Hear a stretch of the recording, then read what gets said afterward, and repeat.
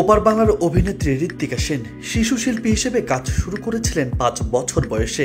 অর্পণা সেন, সৃজিত মুখার্জি, কৌশিক গাঙ্গুলি, রাজ চক্রবর্তীর মতো পরিচালকদের ছবিতে কাজ করেছেন তিনি। নিজের অভিনয় গুণ ও রূপ দেখিয়ে খুব অল্প সময়ে দর্শকদের জনপ্রিয়তা পেয়েছেন এই অভিনেত্রী।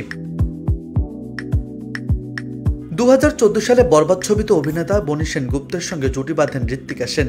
এরপর লাভ স্টোরি ছবিতেও পর্দা ভাগ করেন তারা। এর পরপরই গুঞ্জন উঠে বনির সঙ্গে নাকি প্রেমের সম্পর্ক আছে এই অভিনেত্রীর, কিন্তু এগুলো নাকি মিথ্যে রটনা ছাড়া কিছুই না, এমনটাই জানালেন ঋত্বিকা।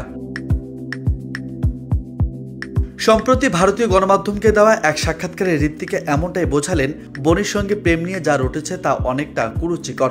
নায়িকার কথায়, আমার বনির সঙ্গে প্রেম কোনো কালেই ছিল না, এগুলো রটানো হয়েছে। কে বা কারা রটিয়েছে তা আমি বলতে চাই না।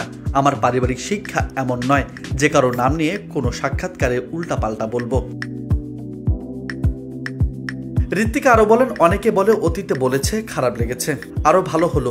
বহুদিন ধরে যে মিথ্যা আমি দেখে আসছি, আগে কোনোদিন কিচ্ছু বলিনি, কিন্তু এবার বলতে হয়। বনি কোনোদিন আমার প্রেমিক ছিল না, আমি ওর সঙ্গে কোনোদিন ছবিই করব না। শিশু শিল্পী হিসেবে অভিনয় শুরু করেছিলেন ঋত্বিকা ২০১২ সালে 100% লাভ ছবিতে তিনি নায়িকা হিসেবে সফর শুরু করেন। তারপর চ্যালেঞ্জ 2, বরবাদ, আরশিনগরের মতো সিনেমায় অভিনয় করেছেন। বাংলার পাশাপাশি দক্ষিণী সিনেমাতেও অভিনয় করেছেন ঋত্বিকা।